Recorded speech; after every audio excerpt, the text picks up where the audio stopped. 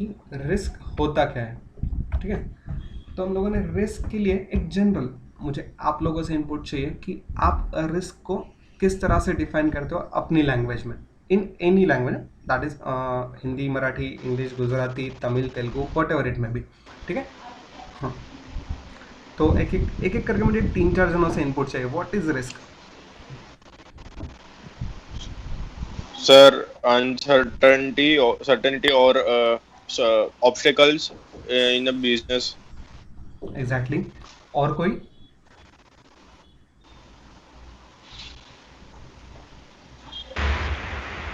Sir, to start any business, we have to take a risk. Exactly. और कोई?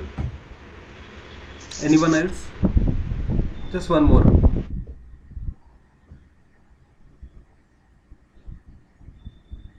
Sir, the possibility of bad happening risk involves uncertainty about the implication of an activity.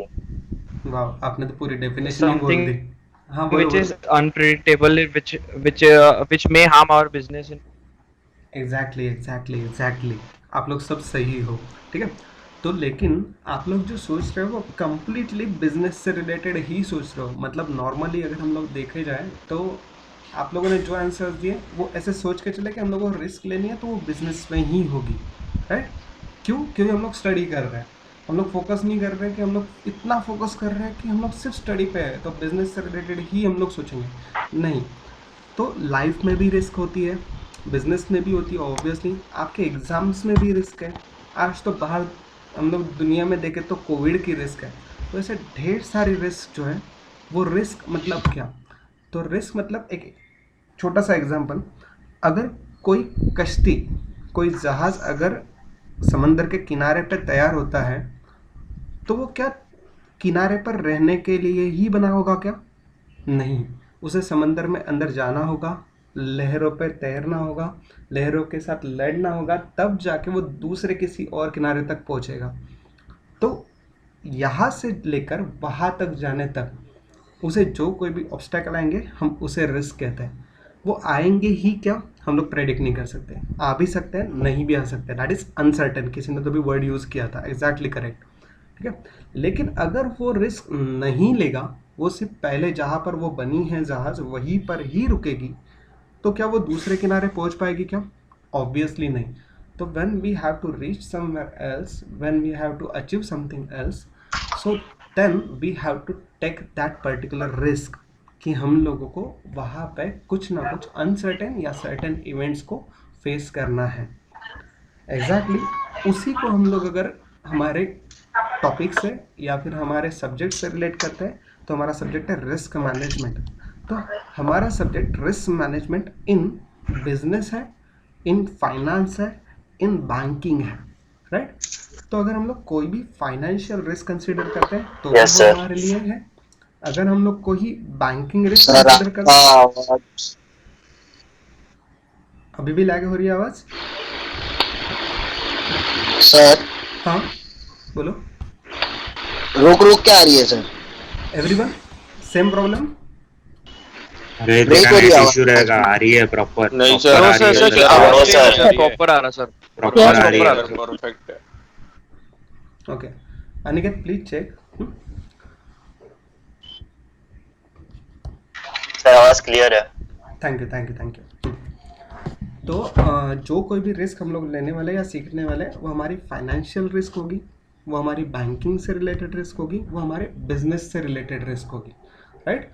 तो ये सारी risk को हम लोग जब identify करते हैं या फिर सोचते हैं तो उन्हें हम लोग कैटेगराइज करते हैं। उन कैटेगरी को हम लोग कहते हैं नॉर्मली रिस्क टाइप्स। इसे systematic risk, unsystematic risk, market risk, credit risk, इस तरह की अलग अलग ढेर सारी रिस्क है। लेकिन हमें पढ़ने के लिए जितनी रिस्क है या फिर जितने टाइप्स हमें पढ़ना है वो हम लोग आज सीखने वाले हैं, ठीक है। तो सबसे पहले स्क्रीन शेयर करके मैं डायरेक्टली आपको उसी टाइप्स पे लेके चलता हूँ जो हम लोगों को सीखना है। वंस आप लोगों को स्क्रीन दिखना शुरू हो जाए तो मुझे बोल देना कि हाँ सर हम लोग अब आपकी स्क्रीन देख रहे हैं जहाँ पर फाइनेंशियल रिस्क लिखा हुआ है।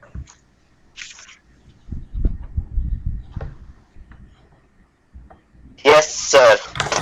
Yes, sir. लिखा दिख रहा है. सर, देख देख Yes, sir. Yes, Yes, sir. दिख रहा है. Yes, sir. Thank you. तो what is financial risk? Financial risk is any of various type of risk which is associated with the financing, including the financial transaction that are include the company loan risk of a default. मतलब कोई भी risk हो जो हमारे company के finance से related हो वो हमारे लिए फाइनेंशियल रिस्क बनेगी. Often it is understood to include only downside risk.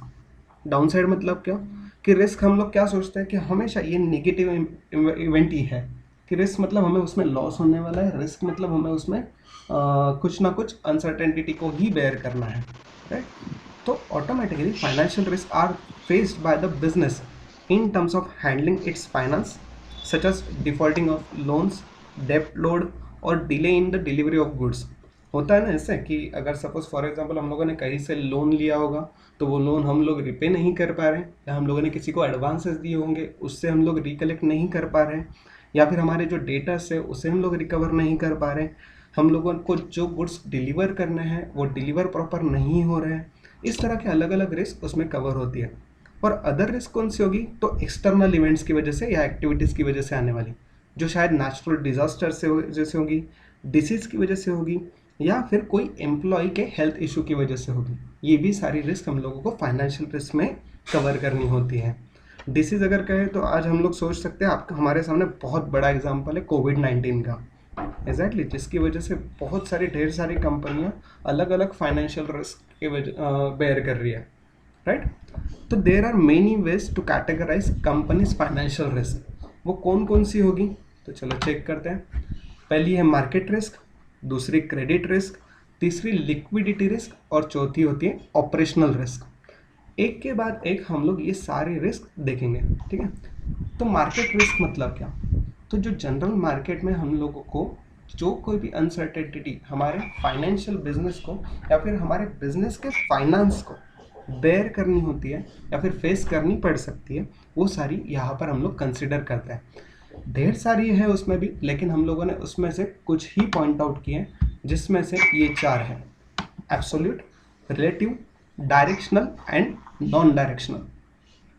ठीक है. इसमें सबसे पहले आती है absolute risk. What is absolute risk? It is a probability और a chance of an event. It is usually used for the number of events that occurred in a group divided by the number of people in that group.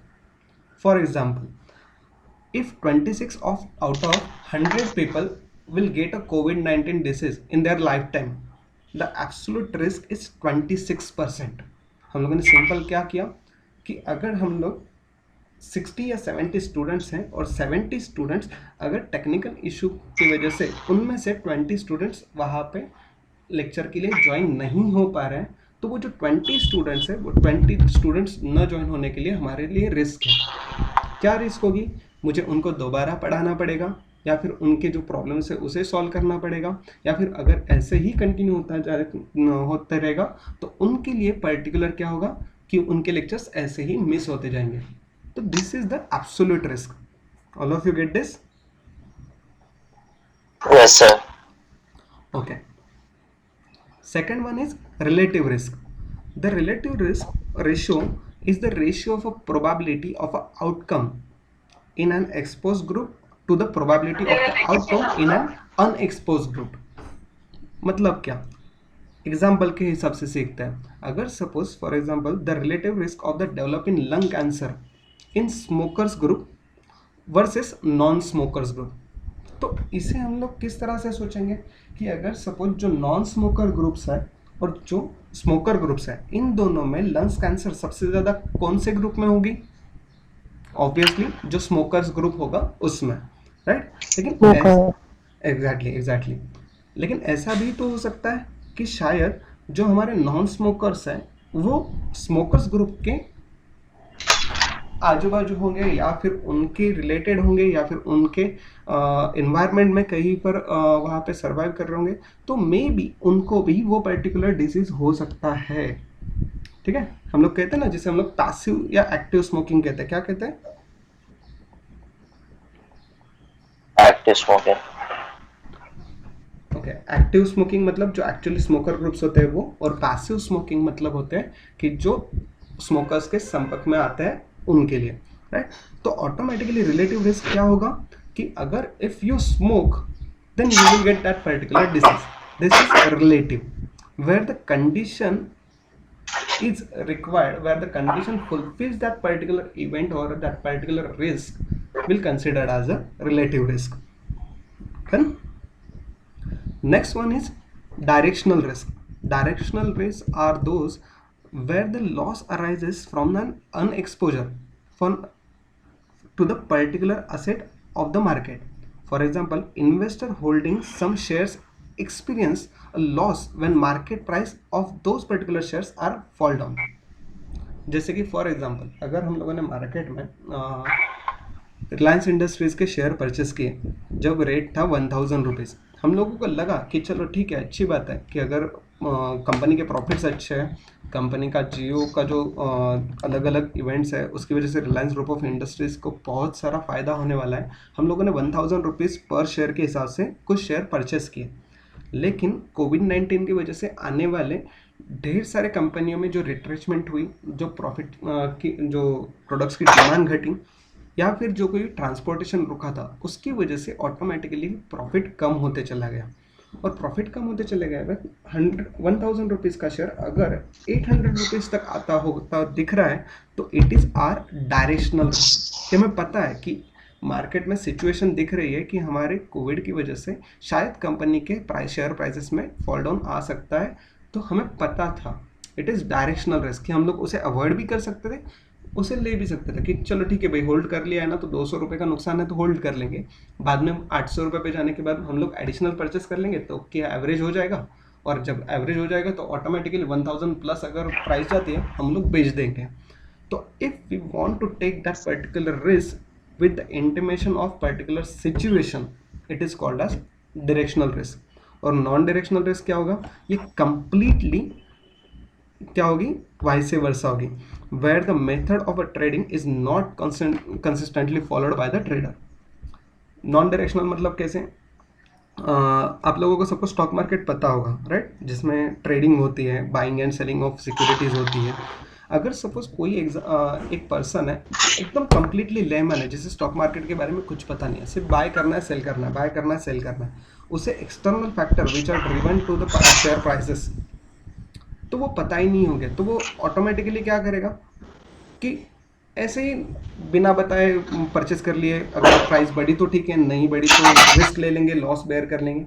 इस तरह की कहीं पर भी planned नहीं होती है, वो वाली हमारे लिए बन जाती है नॉन डायरेक्शनल रिस्क, कि हम लोग आंखों पे पट्टी बांध के बस चल पड़े हैं, जो होगा देखा जाएगा। That is non directional risk. All of you, absolute, relative, directional, non directional, ये चारों पॉइंट्स हेलो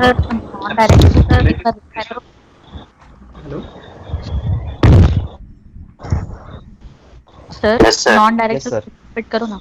अच्छा, नॉन डायरेक्शनल ऐसे समझ के चलो कि फॉर एग्जांपल कि हम लोगों को पता है कि मार्केट में या फिर डे टू डे लाइफ में भी अगर हम लोग एनवायरनमेंट में जाते हैं तो बहुत सारे कोविड पेशेंट्स रहेंगे, तो हम लोगों को जाना है, हम लोगों को मास्क पहन के जाना है, हम लोगों को सैनिटाइज़र यूज़ करना है। तो जो कोविड की रिस्क है ये हमें पता है, इट इज़ डायरेक्शनल रिस्क, ठीक है, फिर भी हम लोग उसे ले रहे हैं, हम लोग सैनिटाइज़र वगैरह इनका यूज़ कर रहे हैं, मास्क का यूज़ कर रहे हैं, it is directional risk. Suppose for example ऐसे होता है कि हम लोगों को यहाँ से कभी ना गए हुए हमारे एक आइलैंड पे भेज दिया, राइट, तो उधर क्या होगा पता ही नहीं है, ठीक है। सपोज फॉर एग्जांपल हम लोग मालदीव कभी गए नहीं थे, लेकिन अभी हम लोगों को मालदीव जाना है, ठीक है, तो मालदीव जाते वक्त वहाँ पे जो कुछ भी certain events which is for favour और अगेंस्ट, वो जो हम लोगों को बेयर करना है वो हमारे लिए होगी नॉन डायरेक्शनल रिस्क। अगर हम लोग उसे रिसर्च करके जाएंगे तो वो डायरेक्शनल बन जाएगी कि वहाँ पे क्या क्या पॉसिबिलिटी, वहाँ पे शायद ट्रांसपोर्टेशन नहीं होगा, रहने की ठीक ठाक रहने के लिए जो कोई भी वहाँ पे इंफ्रास्ट्रक्चर है वो अच्छा नहीं होगा, या फिर हम लोग जिस एरिया में जा रहे हैं वहाँ पे थेफ्ट्स का या फिर अलग अलग कुछ वहाँ के लोकल जो गुंडे होते हैं उनका बहुत खतरा होगा। तो ये सारी हमारे लिए नॉन डायरेक्शनल रिस्क होगी अगर हम लोग रिसर्च किए बिना डायरेक्टली वहाँ पे जा रहे हैं तो, ठीक है। तो non directional completely which is consistently followed by the trader or a businessman or an individual person without knowing anything about that particular event. Clear? Yes, sir. Okay. Second type हमारे लिए है क्रेडिट रिस्क. अब ये credit risk हमारे जो RBI के Basel norms है या फिर हमारे इंटरनेशनल जो बैंकिंग फंड्स है उन सब ने कहा है कि क्रेडिट रिस्क जो है ये हम लोग को हर एक बैंकिंग इंडस्ट्री या बैंकिंग कंपनी में बहुत इंपॉर्टेंट रोल प्ले करता है.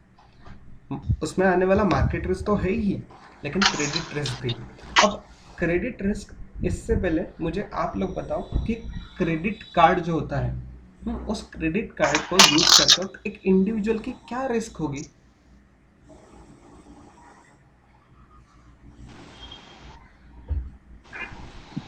अगर वो पे नहीं कर पाया तो क्रेडिट अमाउंट. ओके, अगर उसकी जो ड्यू अमाउंट है वो अगर पे नहीं कर पाया तो उसके लिए क्या पे करना पड़ेगा, मतलब क्या होगा क्या एक्चुअली? इसका पेनल्टी भी सही है सर उसका क्रेडिट स्कोर खराब हो जाएगा सर. एग्जैक्टली. उसका asset acquisition हो जाए. एग्जैक्टली उसे इंटरेस्ट बेयर करना पड़ सकता है, या फिर उसका क्रेडिट स्कोर कम हो सकता है, या फिर बैंक उसकी क्रेडिट लिमिट जो है वो कम कर सकती है. ठीक है, ये हुआ कस्टमर के पॉइंट ऑफ व्यू से. अगर सपोज कोई एक पर्सन है कि जिसका क्रेडिट कार्ड का बिल है 2 लाख रुपीज़, राइट, और उसने वो पे किया ही नहीं, राइट, तो ऑटोमेटिकली अगर हम लोग बैंक के मैनेजर हैं या फिर बैंक हमारी खुद की है तो हम लोग क्या सोचेंगे कि हमारे लिए ये रिस्क क्या होगी कि अगर कोई नहीं पे करता है तो.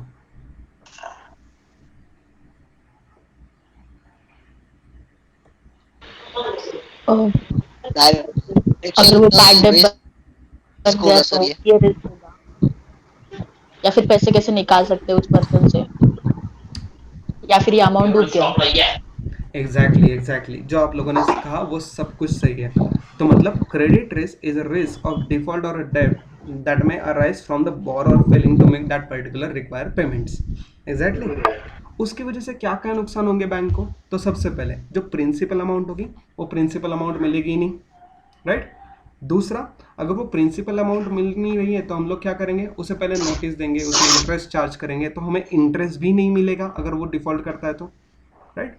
तीसरा, हमारी जो कैश फ्लो है, कैश इनफ्लो जो आने वाला था वो इनफ्लो नहीं होगा तो ऑटोमेटिकली हमारे इनफ्लो में डिस्टर्बेंस आएंगे, हमारा आउटफ्लो ज़्यादा दिखेगा और इनफ्लो कम रहेगा, तो हमारे बैलेंस जो फाइनेंशियल स्टेटमेंट्स है उसमें थोड़ी डिस्क्रिपेंसीज आएंगी. नेक्स्ट आता है तीसरा वाला और चौथा वाला कि हम लोगों ने उसे पहले से लोन दे के रखा था, उस पर इंटरेस्ट भी लेना बाकी है, और तीसरा उसको रिकवर करने के लिए हम लोग वसूली एजेंट वहाँ पे अपॉइंट करेंगे, राइट, वो गोलमाल वाला वसूली भाई वाला वैसे, तो उसको भी अलग से पैसे देने पड़ेंगे. That is means the collection cost भी इंक्रीज होगी. तो ये सारी रिस्क जो है ये हमारी कंप्लीट होगी या पार्शियल होगी, ये हमारी क्रेडिट रिस्क में कंसिडर होती है. ठीक है, ये अलग अलग इवेंट से हो सकती है. अभी हम लोगों ने सिर्फ क्रेडिट कार्ड का एग्जांपल लिया, तो सबसे पहले अगर हम लोग क्रेडिट इवेंट के लिए बात करते हैं तो वो 2 तरीके के हो सकते हैं. एक बैंक्रप्सी और दूसरा होगा डिफॉल्टिंग ऑन पेमेंट, और तीसरा important restructuring of debt. Restructuring of debt मतलब बैंक्रप्सी तो हम लोगों को सबको पता है कि हम लोग भाई दिवाला हो गया, हमारे पास में कुछ नहीं है, हम दे नहीं सकते, अब तुम तुम्हारा देख लो, ऐसे कस्टमर बैंक को बोल देते हैं. फिर बैंक बोलते हैं ठीक है बाबा, तुम्हारे पास में जो कुछ भी प्रॉपर्टी होगी वो हम लोग सील कर लेंगे, वो हम लोग हमारे पास में ले लेंगे. ठीक है, तो उससे बेच के हमें जो पैसा मिलेगा उससे हम लोग हमारा जो लोन है उसमें से पैसे काट देंगे, तो हमारा उतना रिकवरी हो जाएगा. दूसरा, डिफॉल्टिंग ऑन पेमेंट. अगर बैंक को किसी ने EMI पे थ्रू हो या फिर कोई लोन लिया हो, उसकी रीपेमेंट्स जो है वो रीपेमेंट्स अगर नहीं करता है तो उसकी वजह से आने वाले दूसरे क्रेडिट इवेंट होते हैं. और तीसरा वाला है रिस्ट्रक्चरिंग ऑफ डेट, क्रेडिट के अंडर आने वाले. ठीक है, तो ये रिस्ट्रक्चरिंग ऑफ डेट मतलब क्या कि कंपनी क्या करती है, सब बैंकिंग कंपनी, कि इंडिविजुअल को नहीं, इंडिविजुअल को, साथ ही साथ में ग्रुप ऑफ पर्सन्स को, साथ ही साथ में पार्टनरशिप फर्म, सोल ट्रेडर्स या फिर कोई भी joint stock company, public limited, private limited, what ever it में भी, ऐसे ऑर्गेनाइजेशंस को भी लोन देती है. लेकिन लोन देते वक्त जो कंपनी होती है जब इंटरनल रिकंस्ट्रक्शन करती है, इंटरनल रिकंस्ट्रक्शन मतलब होता है कि कैपिटल स्ट्रक्चर में चेंजेस करना। ये कैपिटल स्ट्रक्चर में चेंजेस करते वक्त कुछ रीपेमेंट्स कंपनी खुद करती है, जैसे कि for example redemption of preference shares, buyback of shares, या फिर इसके अलावा रिडम्पशन ऑफ डिबेंचर्स। तो यहाँ पर अगर किसी बैंकिंग कंपनी ने किसी इंडिविजुअल जॉइंट स्टॉक कंपनी के डिबेंचर्स परचेस किए हो और उस डिबेंचर्स को बैंकिंग उस पर्टिकुलर जॉइंट स्टॉक कंपनी ने रिडम्पशन किया हो, तो ऑटोमेटिकली वो पैसे यहाँ पर मिल जाते हैं बैंकिंग कंपनी को। जो उनका फ्यूचर इंटरेस्ट अर्न होने वाला होता है वो वहाँ पे कम हो जाता है।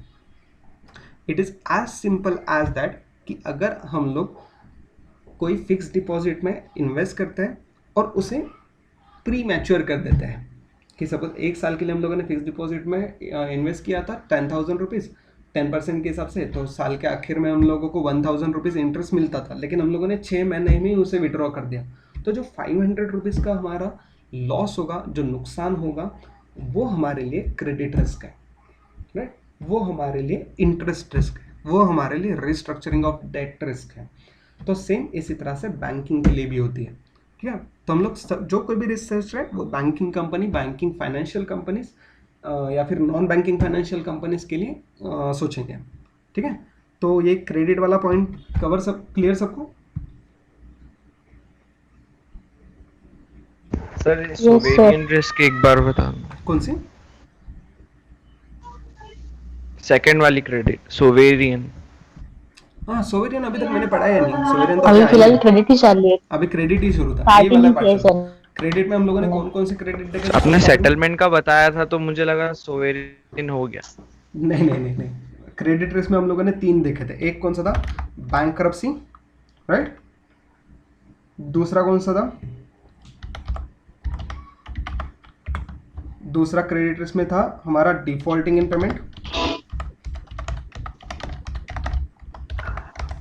और तीसरा था हमारे लिए एडिशनल कौन सा था, जिसको हम लोग बोलते हैं restructuring of date.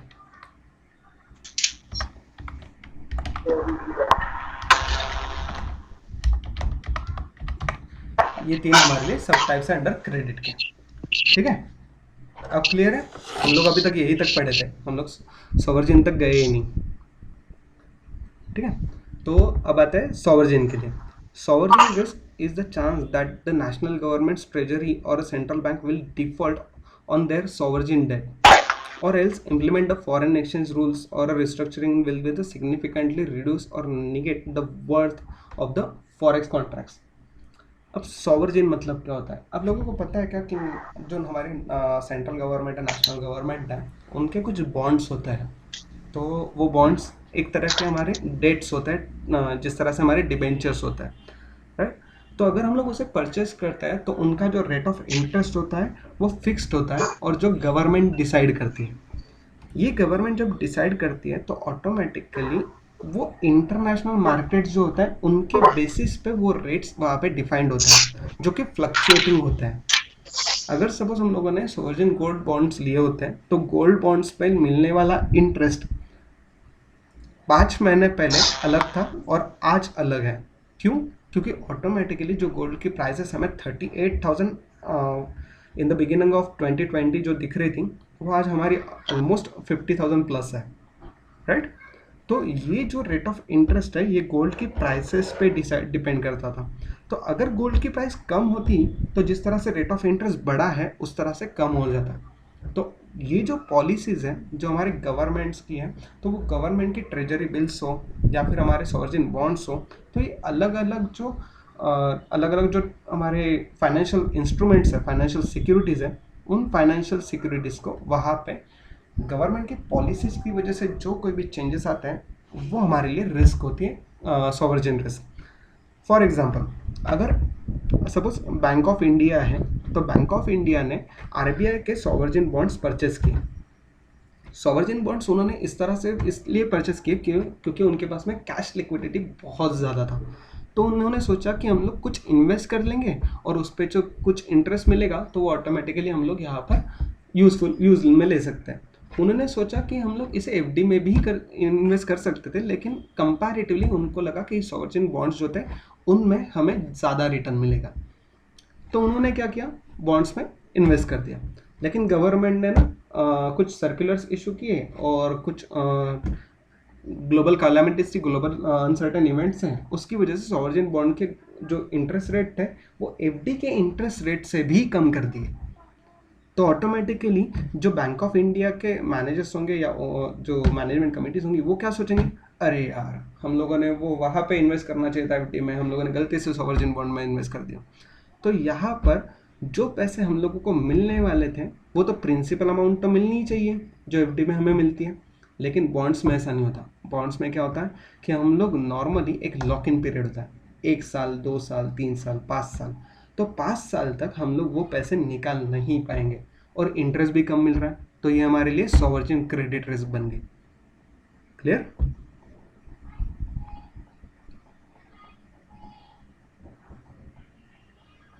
Yes Yes, sir. Okay. दूसरा एक एग्जांपल है, 1970s में अर्जेंटीना और मेक्सिको, ये दो जो कंट्रीज थी ना, तो उनमें कैसा हुआ था कि उन्होंने बहुत सारे है ना लोन लेके रखे थे गवर्नमेंट से, आरबीआई से, राइट। मतलब गवर्नमेंट ने आरबीआई, उनकी जो सेंट्रल मॉनेटरी बैंक थी, सेंट्रल बैंक थी, उनसे बहुत सारे लोन लेके रखे थे।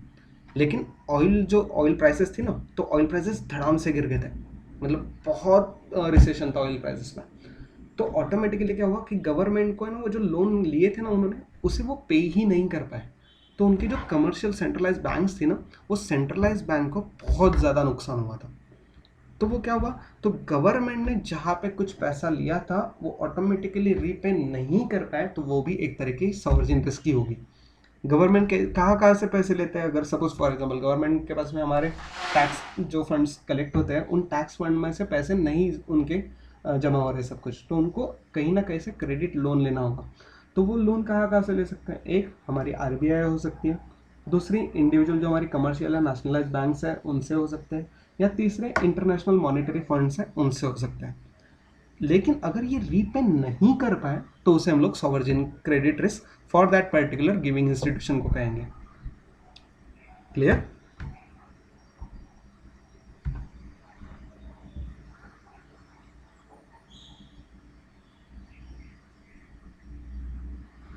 Everyone clear? Yes, sir.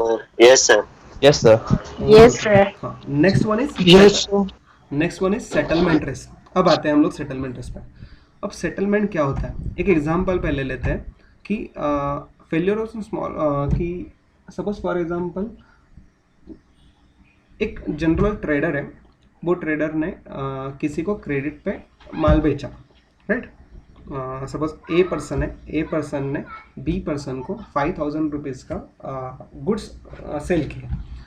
तो वो सेल करते वक्त उसने क्या कहा कि ये 5000 के जो गुड्स मुझे सेल करने ना, उसे खरीदने के लिए पहले मुझे कहीं ना कहीं से लोन लेना पड़ेगा। तो बैंक ने कहा ओके ठीक है, मैं तुझे 5000 का क्रेडिट दे दूंगा, जिसे हम लोग ओवरड्राफ्ट फैसिलिटी कहते हैं, ठीक है। तो बैंक ने कहा ओके कोई दिक्कत नहीं, तू ले करके। उसने गुड्स सेल कर दिए, और सेल करने के बाद में जिसको बेचा था वो बी पर्सन ने क्रेडिट जब ड्यू था उस टाइम पे पेमेंट कर दिया। अब पेमेंट करते वक्त कहीं तो भी सेटलमेंट के टाइम पे ऑनलाइन पेमेंट किया होगा, ऑफलाइन पेमेंट किया होगा, चेक पेमेंट किया होगा, कोई इशू होगा, कहीं पर एरर्स की वजह से वो पेमेंट फुलफिल हुआ ही नहीं, तो ऑटोमेटिकली जो ए पर्सन था उसके अकाउंट में पैसे आए नहीं।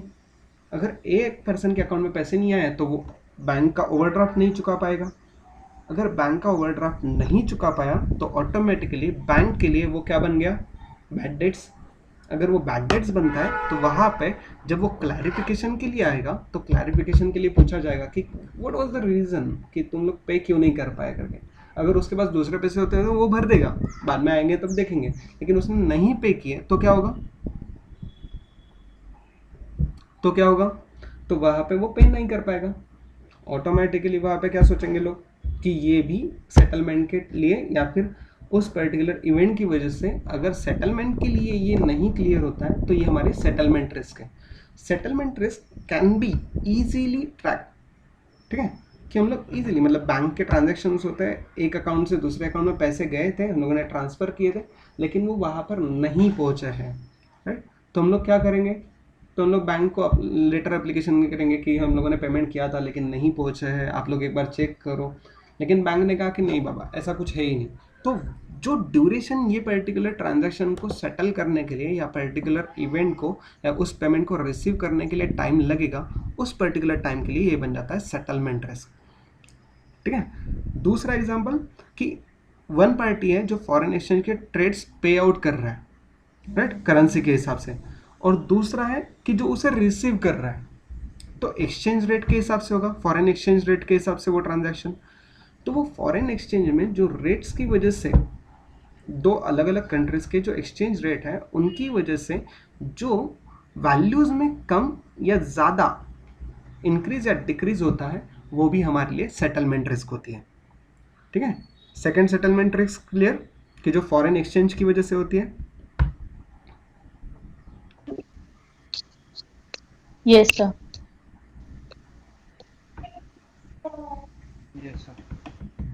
ठीक है, डन। तो सेटलमेंट में क्लियर सबको?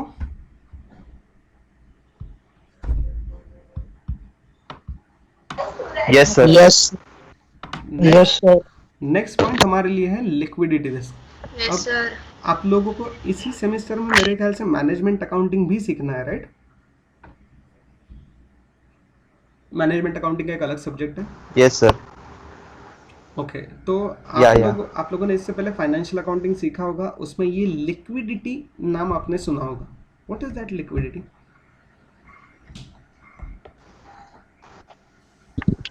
सर जो कैश में होता है, easily transferable in cash.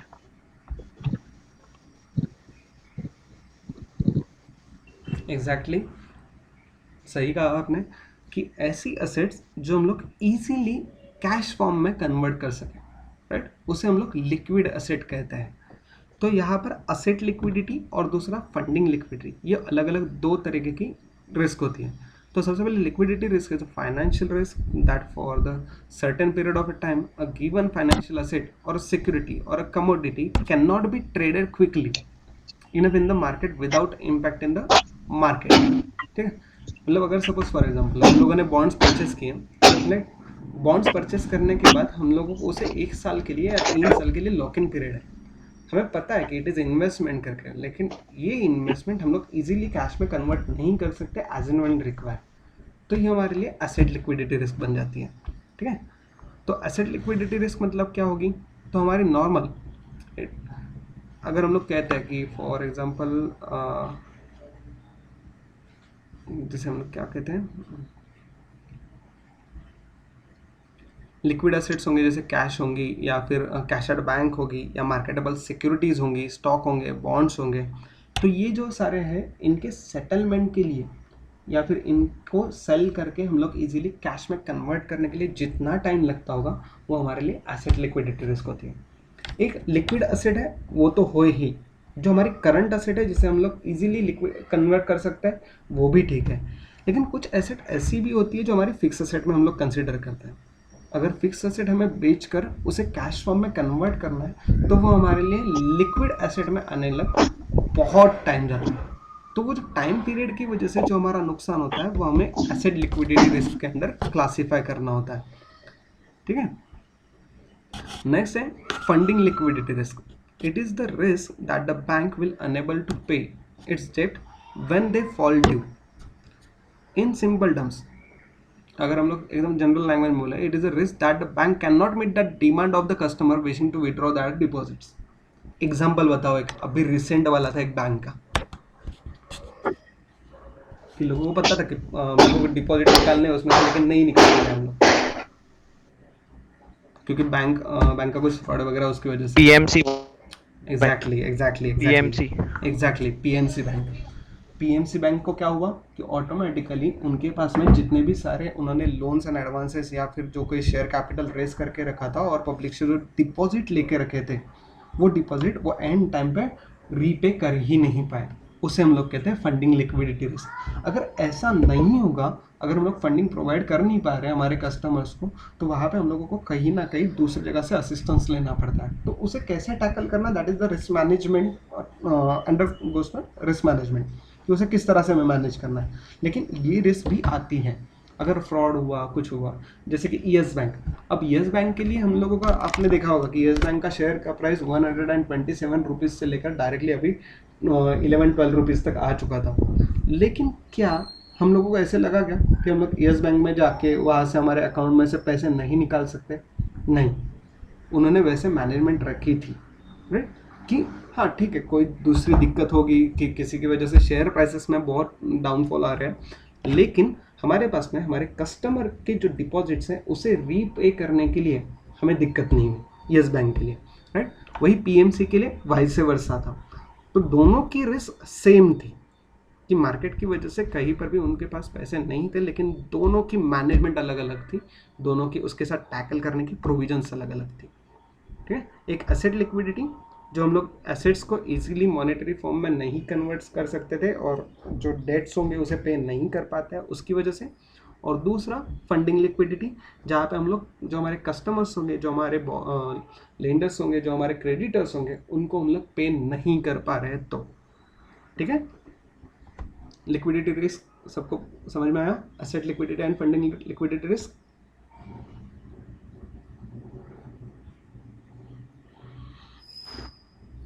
Yes, sir. Yes, sir. Yes, sir. Yes, sir. Okay, and last one is operational risk. Operational risk में आने वाले ये चारों पॉइंट आप लोगों को अच्छे से पता है, ठीक है। सिर्फ नाम से भी हम लोग सुन सकते हैं या समझ सकते हैं कि ये किस तरह की रिस्क होगी, कैसी होगी, राइट। फिर भी थोड़ा सा ऑपरेशनल रिस्क मतलब क्या होता है, कोई भी इंटरनल प्रोसेस हो, पीपल हो, सिस्टम हो, या एक्सटर्नल इवेंट्स हो, या फिर कोई दूसरे अदर अनसर्टेन इवेंट्स हो, तो जिसकी वजह से हमें लॉस होने वाला है, या हो सकता है, या होगा, या हो चुका होगा, वो सारे के सारे हमारे लिए ऑपरेशनल रिस्क होती है। पहला आता है फ्रॉड रिस्क। आपको पता है कि अभी जैसे आपने पीएमसी का एग्जांपल दिया, 1-2 साल पहले एक और बैंक थी और एक कोई तो भी गोल्ड की कंपनी थी, मुझे अच्छे से याद है, आपको भी याद होगा, तो उसमें भी फ्रॉड का केस था। What was that? Punjab national bank, Nirav Modi. Very good, very good. Punjab national bank, Nirav Modi, Punjab national.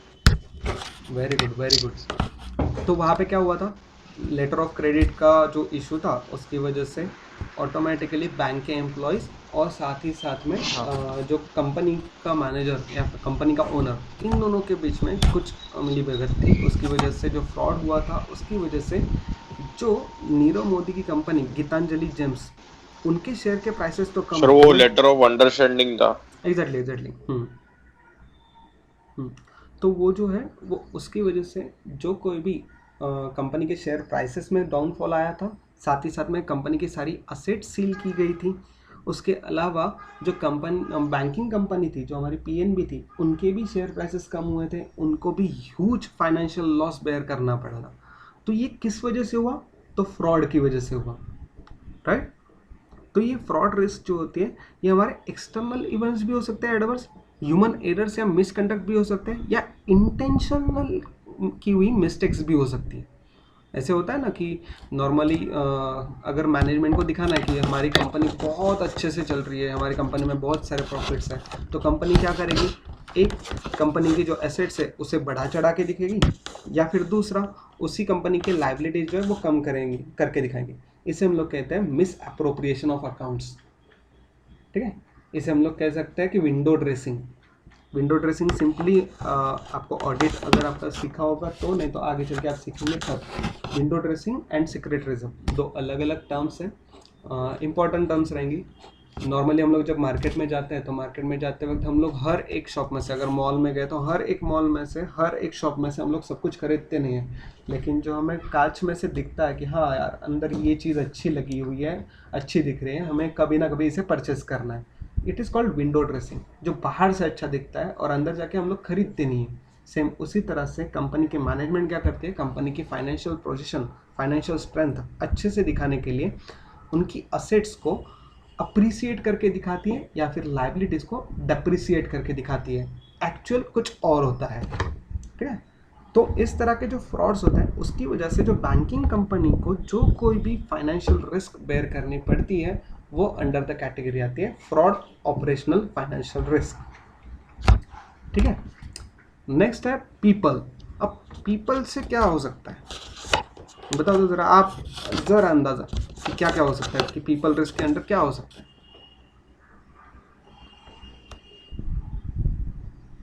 Sir कोई पीपल जिसने बैड डेप कर सकता है, ओके, और एनपीए बन सकता है। Okay,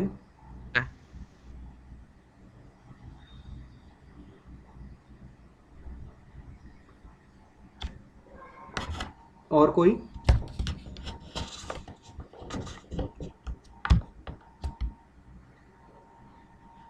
okay. आपने जो बोला वो पीपल एज अ कस्टमर के लिए बोला। हम लोग सोचेंगे कि अगर पीपल एम्प्लॉय होगा तो क्या कर सकता है, अब बोलो। सर जैसा नीरव मोदी केस में हुआ, एज ए स्टाफ वो लेटर ऑफ मतलब फॉल्स लेटर ऑफ अंडरटेकिंग दे सकते। एग्जैक्टली। और कोई दूसरा, सपोज फॉर एग्जांपल ऐसे भी हो सकता है कि अगर कोई पर्सन है उसको लग रहा है कि मुझे काम नहीं करना है तो मैं मशीनरी में या फिर हमारे आईटी इंफ्रास्ट्रक्चर में कुछ हेर फेर करके रख दूंगा जो फ्रॉड के लिए या मिसकंडक्ट के लिए वहाँ पे यूज़फुल हो सकता है। या फिर कोई मैनेजर हो या फिर कोई lower level ground level employees हो कि जो कैश में हेर फेर कर सकता है, जो कैशियर बैठता है वो कैश ट्रांजैक्शन में वहाँ पे चेंजेस कर सकता है। ये सारे जो ह्यूमन की वजह से, ह्यूमन बीइंग्स की वजह से जो आने वाले रिस्क है कि वो चाहे वो इंटेंशनली किए हुए हो या अनइंटेंशनली किए हो। अनइंटेंशनली क्यों, क्योंकि जब अभी टेक्नोलॉजी तो अभी आई, प्रीवियस 20 ईयर्स में इंडिया में बैंकिंग टेक्नोलॉजी बहुत अच्छे से बूम कर रही है, लेकिन फिर भी इतनी अच्छी नहीं है। अगर ऑनलाइन ई पेमेंट सेटलमेंट्स है या फिर कोई हमारे ऑनलाइन ट्रांजैक्शंस है या फिर हमारे कंप्यूटराइज सिस्टम्स है, तो अगर आप बैंक ऑफ महाराष्ट्र में जाओ तो वहाँ पे कंप्यूटराइज सिस्टम भी है और साथ ही साथ टोकन सिस्टम भी अभी भी चल रही है।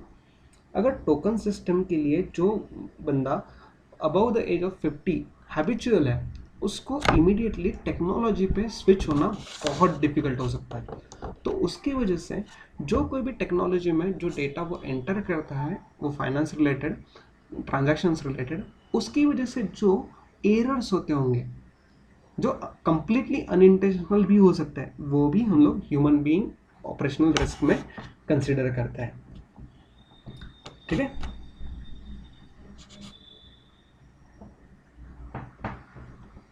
Next one, model risk. अब मॉडल मतलब क्या, अगर सपोज फॉर एग्जांपल आप लोग एग्जांपल लो कि आपको घर से निकलना है, कॉलेज में पहुंचना है 9 बजे, 9 बजे का लेक्चर है। आप लोग रहते हो डोंबिवली में, तो डोंबिवली से आपको घर से निकलने के लिए और कॉलेज में पहुंचने के लिए 9 बजे का लेक्चर अटेंड करने के लिए कितना टाइम लगेगा?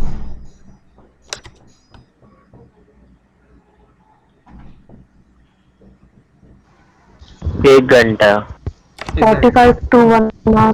Exactly 45 to 1 hour. 45 minutes. अब ये जो डोंबिवली, कल्याण या थाने इस साइड से रहते हैं उनके सभी के आंसर्स होंगे।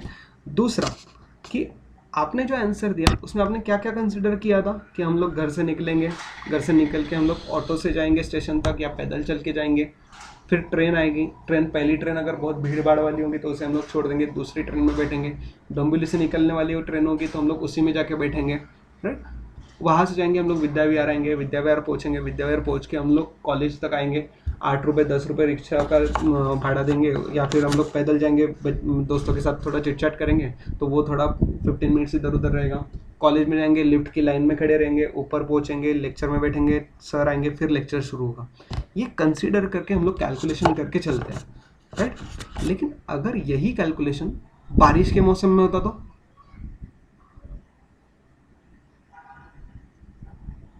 हम लोग वहाँ पे थोड़ा स्विच करते हैं, हम लोग 1 घंटे की जगह पे 1.5 घंटा पहले निकलते हैं, राइट।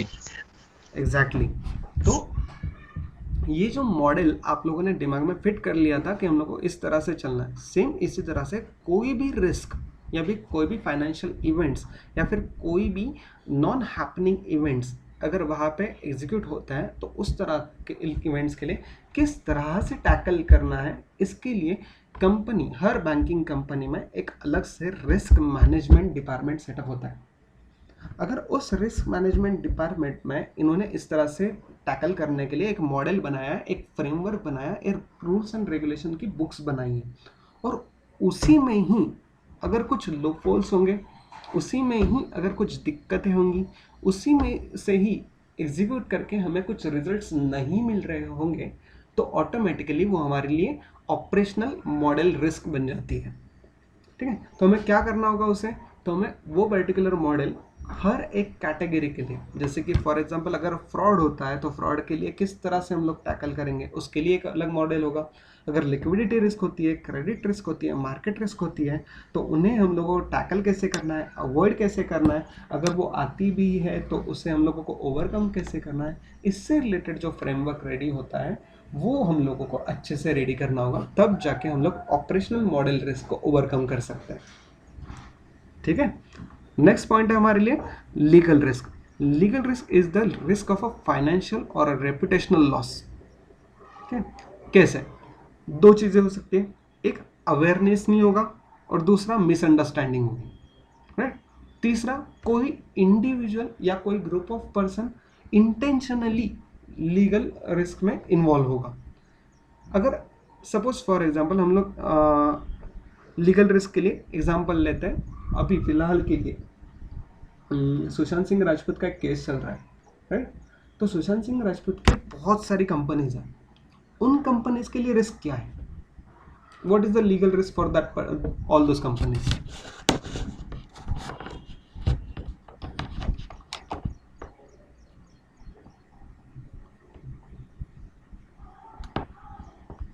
हेलो एवरीवन, सब लोग हो ना रे? सर सीबीआई या फिर इनकम टैक्स डिपार्टमेंट उनके ऊपर आइज रख रहा होगा शायद। एग्जैक्टली अब ये रिस्क किसके लिए, जो सुशांत सिंह राजपूत खुद ओनर थे वो तो चले गए, लेकिन बाकी के जो सारे बोर्ड ऑफ डायरेक्टर्स हैं, उन बोर्ड ऑफ डायरेक्टर्स ने अगर इस एक्टर की कंपनीज को अच्छे से चलाया होगा तो ठीक है। अगर उन्होंने कुछ लीगल रिक्वायरमेंट्स हैं, जैसे कि फॉर एग्जांपल आरबीआई की गाइडलाइंस होगी, या फिर हमारे मिनिस्ट्री ऑफ कंपनीज अफेयर्स की गाइडलाइंस होगी, या फिर हमारे कंपनीज एक्ट की गाइडलाइंस होगी, या फिर हमारे सेबी की गाइडलाइंस होगी, या फिर हमारे कोई भी नेशनल स्टॉक एक्सचेंज की गाइडलाइंस होगी, या फिर कोई भी रेगुलेटरी लोकल या फिर हायर अथॉरिटी गवर्नमेंट की गाइडलाइंस होगी, अगर उनको उन्होंने ठीक से फॉलो नहीं किया होगा तो ऑटोमेटिकली जो सीबीआई इंक्वायरी हो रही है वो तो सब कुछ निकालेंगे, राइट। और उसकी वजह से मेजर रिस्क क्या होगी, तो कंपनी को जितने भी सारे लीगल उनके ड्रॉबैक्स होंगे या जो उन्होंने रूल्स एंड रेगुलेशंस फॉलो नहीं किए होंगे, उनको उसके लिए पेनल्टीज भरनी पड़ेंगी, राइट। फिर चाहे वो किसी भी रिलेटेड हो, फिर चाहे वो रिलेशनशिप से रिलेटेड हो, मतलब बिजनेस टू कस्टमर रिलेशनशिप से रिलेटेड हो, प्रोसेस से रिलेटेड हो, प्रोडक्ट एंड सर्विसेज से रिलेटेड हो, या फिर कोई भी इंटेंशनल एडवर्टीजमेंट से रिलेटेड हो, वो कोई भी लीगल रिस्क वहाँ पे कंसिडर हो सकती है। तो सेम वे अगर ये कोई इंडिविजुअल की कंपनी है तो सेम वे ये बैंकिंग कंपनी के रिलेटेड भी होता है। अगर बैंकिंग कंपनी को हम लोग देखते हैं तो जितने भी सारे बैंक्स हैं उन सबको बैंक्स को रेगुलेट कौन करता है, आरबीआई। तो आरबीआई के जो रेगुलेशंस है अगर ठीक से फॉलो किए कोई पेनल्टी नहीं, अगर फॉलो नहीं किए तो पेनल्टी। तो फॉलो नहीं करने की वजह से जो कोई भी पेनल्टी हम लोगों को पे करनी है वो होगी हमारी एक्चुअल में लीगल रिस्क, ठीक है। जैसे कि फॉर एग्जांपल हम लोग अभी जो बेसल नॉर्म्स यूज़ करते हैं, आरबीआई ने जो गाइडलाइंस के हिसाब से बेसल नॉर्म्स आते हैं, उन बेसल नॉर्म्स के हिसाब से हम लोग सब कुछ बैंकिंग रिकॉर्ड्स रखते हैं, राइट। उनको रिपोर्टिंग्स होते हैं, या फिर आपने देखा है क्या कि नॉर्मली अगर इनकम टैक्स रिटर्न हम लोग पे करते हैं तो इनकम टैक्स रिटर्न के साथ साथ अगर हम लोगों ने कोई इन्वेस्टमेंट की है तो इन्वेस्टमेंट करने के बाद हमें जो इंटरेस्ट मिलता है वो इंटरेस्ट पे ऑटोमेटिकली टीडीएस कट होता है। ये टीडीएस कट होके ऑटोमेटिकली वो हमारी बैंक क्या करती है, हमारे इनकम टैक्स डिपार्टमेंट को वो पे कर देती है, राइट। तो ये जो अगर किसी बैंक ने ये ऑटोमेटिक सिस्टम वहाँ पे इम्प्लीमेंट ही नहीं किया तो income tax department, government, RBI क्या करेगी, सारे नॉर्म्स पढ़ाएंगी बैंक को और बताएंगी कि आपने ये किया है नहीं, आपको इतनी सारी पेनल्टी पे करनी है। और अगर ऐसा करना है तो आपको ये पेनल्टी पे करना है, साथ ही साथ में इंटरेस्ट पे करना है, और साथ ही साथ में जो कस्टमर का लॉस हुआ है उसे भी बेयर करना है। तो इसे टैकल करने के लिए बैंक क्या करेगी, अगर इस तरह से कोई भी रिस्क, चाहे वो लीगल हो, मॉडल हो, या फिर कोई भी लिक्विडिटी, क्रेडिट या मार्केट रिस्क हो, इनके सभी रिस्क के लिए ना जनरल इंश्योरेंस निकाल के रखती है। एक एग्जांपल देता हूँ, कोई पर्सन अगर डेबिट कार्ड यूज़ करता है तो वो डेबिट कार्ड यूज़ करते वक्त उसने एक कंप्लेंट वहाँ पे रजिस्टर करवाई बैंक के पास कि मेरा जो डेबिट कार्ड था, उस डेबिट कार्ड को मैंने कहीं पर यूज़ ही नहीं किया है, लेकिन फिर भी 1 लाख रुपए मेरे अकाउंट से डिडक्ट हो गए, तो मुझे वो चेक करना है, और वो एटीएम से विड्रॉ हुए कैसे, तो भी मैं यहाँ मुंबई में बैठा हूँ और दिल्ली में कहीं किसी ने विड्रॉ कर लिया, तो बैंक कहेगी कि चलो ठीक है, आप एक काम करो, आप नियर बाय जो पुलिस स्टेशन है वहाँ पे जाके कंप्लेंट नोन कर दो और वो कॉपी हमें सबमिट कर दो। जैसे ही कस्टमर वो सारी फॉर्मेलिटीज़ कंप्लीट करता है और बैंक को वो सारे डॉक्यूमेंट दे देता है, अगर बैंक को लगा कि हाँ ये जेन्युइन कंप्लेंट है और ऐसा कुछ नहीं है, तो bank with in 7 days, complaint करने के बाद विद इन 7 डेज जितने भी पैसे डिडक्ट हुए होंगे वो ऑटोमेटिकली क्रेडिट कर देती है। तो बैंक ने क्या किया होगा, वो पर्टिकुलर जो बंदा दिल्ली में जिसने फ्रॉड करके वहाँ से पैसे निकाले होंगे उससे लाए होंगे क्या, नहीं, बैंक ने उस पर्टिकुलर रिस्क के लिए इंश्योरेंस निकाल के रखा होता है, वो वहाँ से रिकवर करती है, कस्टमर के अकाउंट को क्रेडिट करती है, और जो बाकी बची फॉर्मेलिटीज़ है कि वो एफआईआर क्या करना है, किस तरह से करना है, वो पैसे कैसे रिकवर करना है, किससे रिकवर करना है, ये सारी फॉर्मेलिटीज़ बाद में होती है, राइट। तो मतलब यहाँ पर क्या हुआ, बैंक ने जो रिस्क मैनेजमेंट के लिए मॉडल डेवलप किया था वो क्या था, सबसे पहले कस्टमर सेटिस्फैक्शन, उसके बाद में सारी लीगल प्रोसीडिंग्स, राइट। तो इस तरह की अलग अलग इंश्योरेंस पॉलिसीज, अलग अलग मॉडल्स, अलग अलग टेक्निक्स, अलग अलग रूल्स रेगुलेशंस, ये हम लोग फाइनेंशियल रिस्क जितनी भी सारी होती है हमारी, उन सबको अवॉइड करने के लिए यूज़ में लेते हैं, ठीक है। तो all of you, types of financial risk, तो इतनी सारी टाइप्स हमारे पास में है। तो अगर आपको चाहिए होगा तो ये स्क्रीनशॉट आप लोग ले सकते हो। एनीवन, आप लोगों को चाहिए या फिर मैं इसे बाद में पिक्टोरियल फॉर्म में नोट्स दूंगा तब दूं? सर आप दे देना सर नोट कर लिया है सर। चलो सर, नोट भी कर लिया। वाह वाह, वेरी गुड वेरी गुड। तो चलो, इन सभी पॉइंट्स में कहीं कोई पॉइंट नहीं समझा, ऐसे कोई?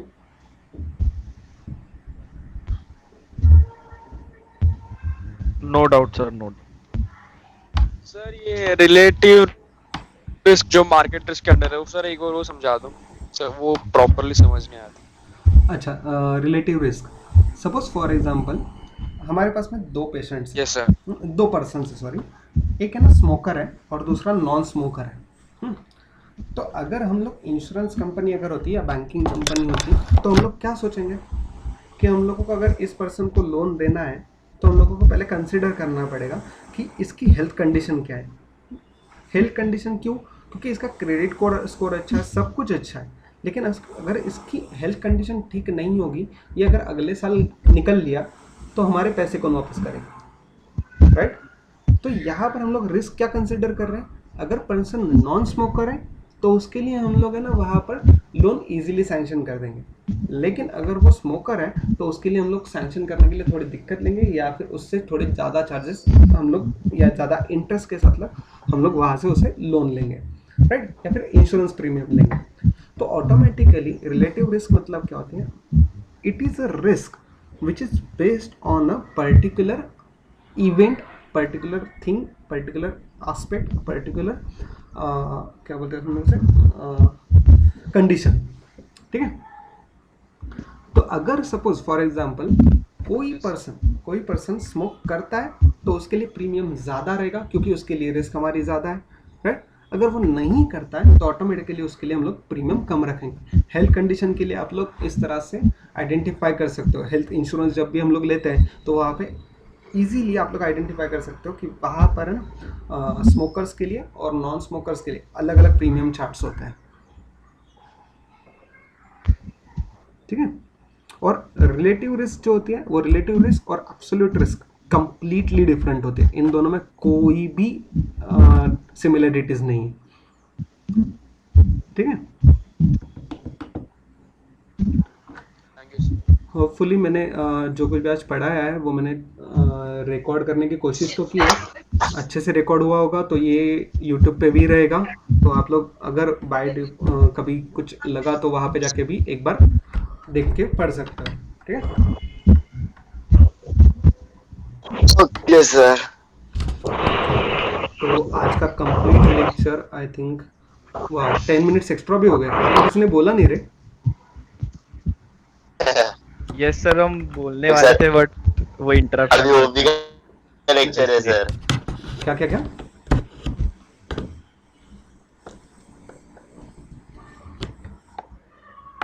क्या हुआ रे? कोई कुछ बोला अभी?